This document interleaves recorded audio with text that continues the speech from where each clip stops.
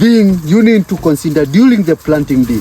It's planting day. Protecting my seedlings is against pests, against diseases, against drought, and against the nutritional problem. The spacing for spinach and for Sukuma Wiki, I go with 2 spacing, very specific.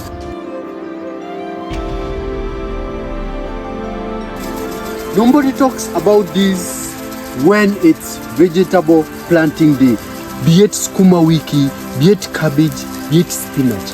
And this has affected the final result in what farmers get. Quite a good number of farmers thinks it's seedlings alone.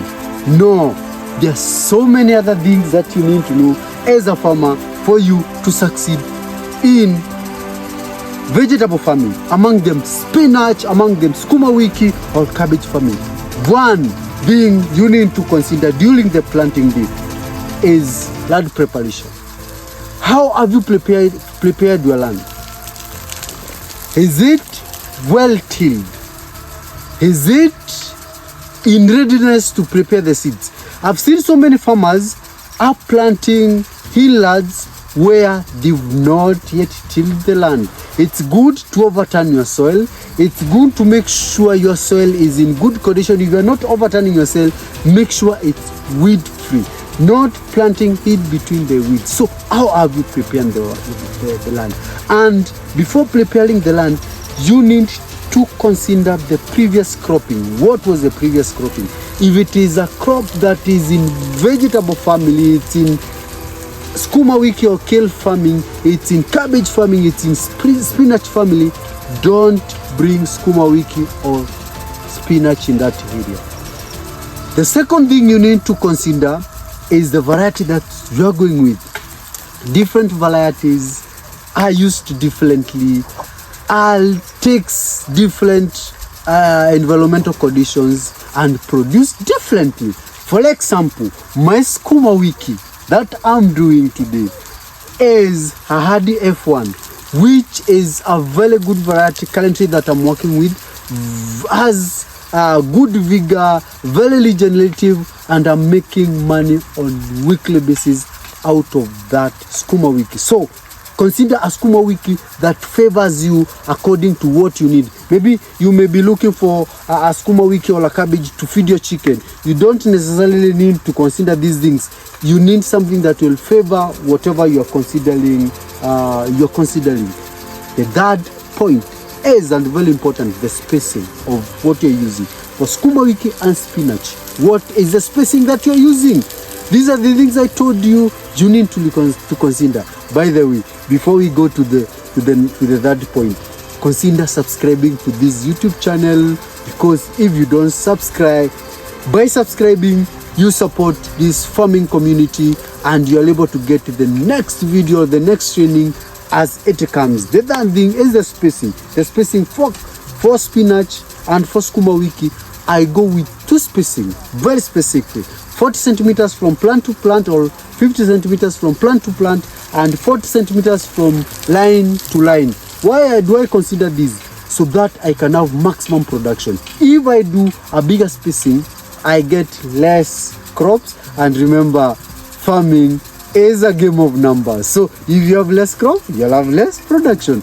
If you do less than this, you'll have congested crops that are not regenerative, that are not very vigorous, that are not very healthy, which will affect your productivity. So consider my spacing, which is always the best spacing. And during planting, this is where everything now comes in, because we have 2 aspects, and very key aspect that you need to consider is, how do I protect my seedlings? And protecting my seedlings is against pests, against diseases, against drought, and against the nutritional problem. And I have a solution for you, and it's a one-term solution. And this is the 4th point. Which solution do you use for the cutting insect? And in my case, I'm coming with AgriPest 75 EC Organic. This is one product that I'm using, organic product, from planting up to going to the market or when the product is getting into my table. Why am I going for this product?